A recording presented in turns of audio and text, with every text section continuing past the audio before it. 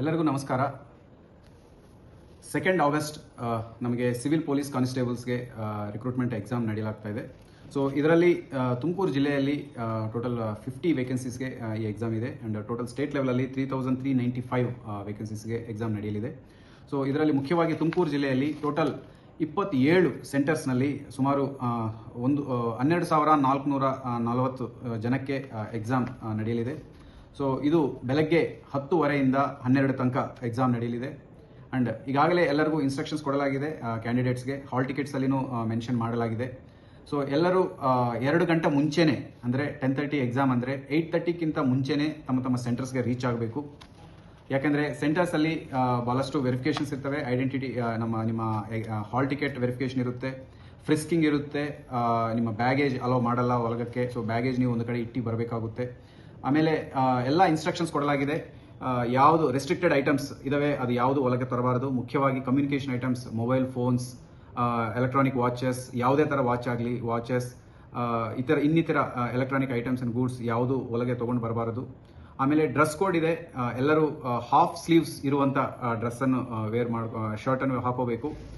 Full sleeves ಇರುವ shirts ban ಆಗಿದೆ.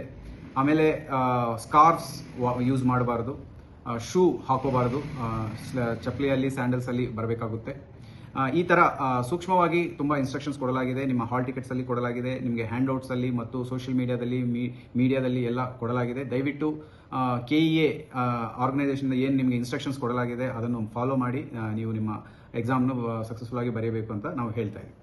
So ಇದರಲ್ಲಿ ಮುಖ್ಯವಾಗಿ ನಾವು ಕಟ್ಟುನಿಟ್ಟುವಾಗಿ ಎಲ್ಲರಿಗೂ ಎಚ್ಚರಿಕೆ ನೀಡೋದು ಏನಂದರೆ, ಎಸ್ಪೆಷಲಿ ಈ ಸೋಷಿಯಲ್ ಮೀಡಿಯಾದಲ್ಲಿ ರೂಮರ್ಸ್ ಮಾಡೋದಾಗಲಿ, ಬೇಸಿಸ್ ಇಲ್ಲದೆ ಏನಾದರೂ ಅನ್ವಾಂಟೆಡ್ ನ್ಯೂಸನ್ನು ಶೇರ್ ಮಾಡೋದಾಗಲಿ, ಈ ಥರ ಏನಾದರೂ ಮಾಡಿದರೆ ಅವ್ರ ಮೇಲೆ ತುಂಬ ಕಾನೂನು ಕಠಿಣವಾದಂಥ ಕ್ರಮ ತಗೊಳ್ಳಲಾಗುತ್ತೆ.